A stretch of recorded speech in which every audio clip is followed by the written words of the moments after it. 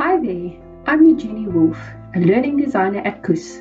In this video, I will share a brief overview of what designing and developing a UPOnline program entails.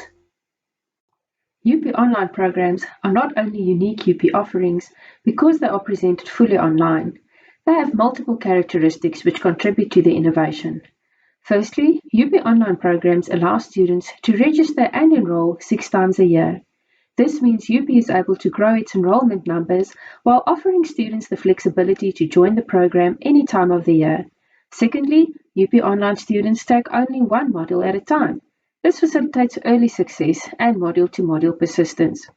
Finally, UPOnline programs are designed with the principles of microlearning in mind.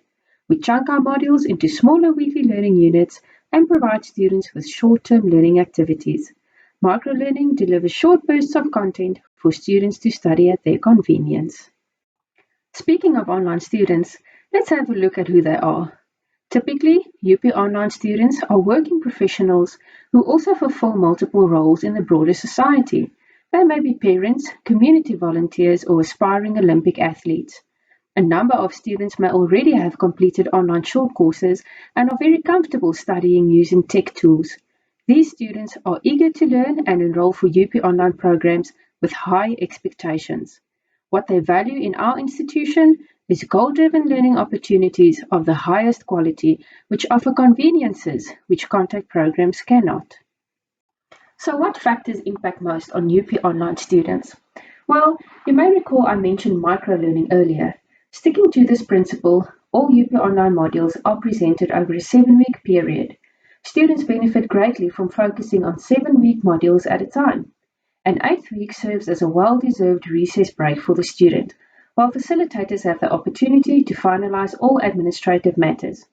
Next, rules of progression. This simply refers to the sequence of modules and their codependence on each other. Ideally, students should be able to start and finish with any module in the program carousel. However, there are some programs which require students to start with a specific module known as a fixed start.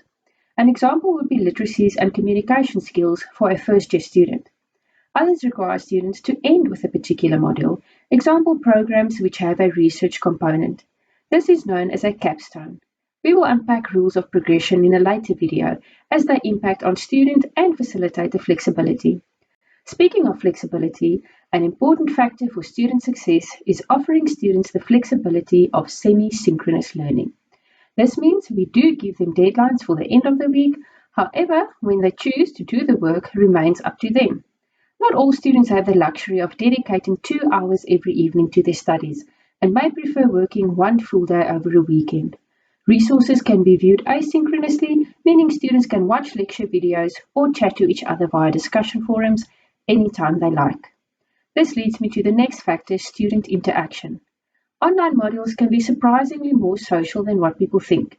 Being in a large lecture hall, packed with students and one facilitator, does not guarantee interaction. Thoughtful and intentional design of online courses does. The KUS Learning Designers will help you to design modules which encourage student-to-student interaction, student-to-facilitator interaction, and frequent interactive engagement with a variety of resources. Continuous assessment enhances student success because students are provided with frequent assessment opportunities in a variety of formats, each offering valuable feedback.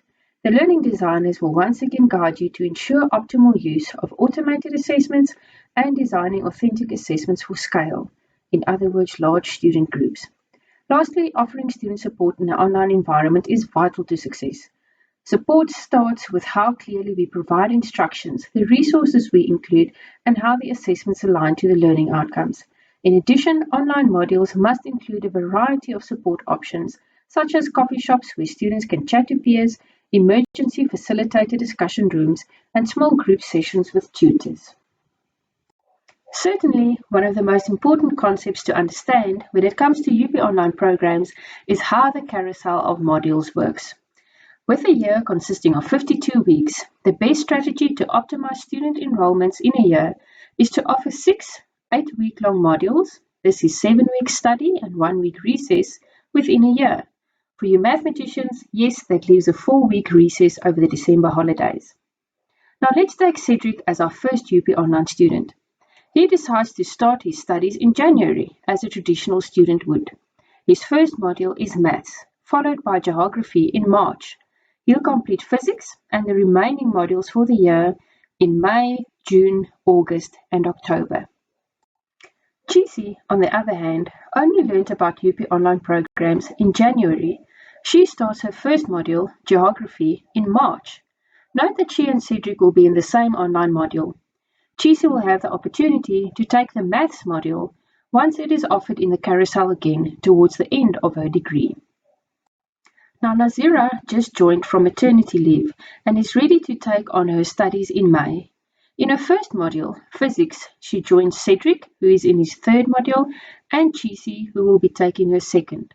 Naz and Chisi will complete the Maths module together. If we take some time to stand still at this image, you will notice that the carousel provides lecturers with the opportunity to offer their modules only once a year. This frees up a lot of time to focus on other academic aspects, such as research. With every intake, the number of students in a module will grow. This ties back to my earlier mention of designing for scale. Imagine facilitating an online module with 100 students. KUS can fund a tutor for student groups exceeding 50. However, first prize is always planning ahead to seamlessly accommodate large student groups. A final note on online program design. Ideally, programs such as PGDips or 120 credit qualifications should consist of 12 modules of 10 credits each. Many of you may already know that 1 credit equals 10 notional hours. Now, if we intend on having a 10 credit module, this means 100 hours of study for an online student over a 7-week period. Students will thus need 14 hours a week minimum to complete the unit. What do these notional hours include?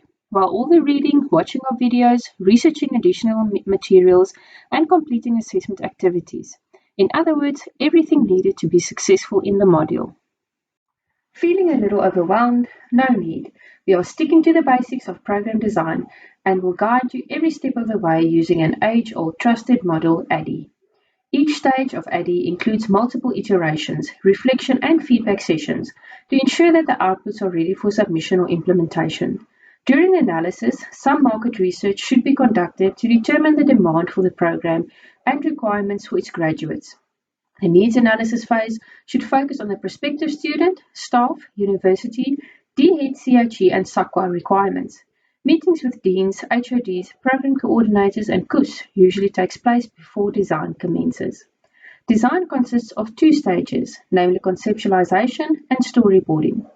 Conceptualization entails strategizing about the program purpose, exit level outcomes, assessment criteria, admission requirements and the like. In addition, module descriptors containing the module title, purpose, content topics, and e-resources are documented. Storyboarding the aforementioned module descriptors entails creating the blueprint of the modules, thus adding flesh to the skeleton. This will entail creating a narrative and visual outline for the module. Development then requires of teams to start creating course material, such as videos, voice notes, case studies, and other resources. Building of the module now starts in ClickUp. During the implementation phase, the first module goes live. Online facilitation must now occur. Typically, facilitators spend about 2 hours a day participating, answering queries, or grading assignments. Facilitation time typically reduces after every iteration of the module if the facilitators keep track of and implement the updates based on feedback received. Finally, upon completion of a module, students have the opportunity to complete an evaluation survey. Facilitators are also encouraged to keep a diary of challenges and triumphs experienced throughout the module, as well as the changes they'd like to make before the next iteration. Although evaluation is listed as a final step, elements of evaluation take place throughout the process.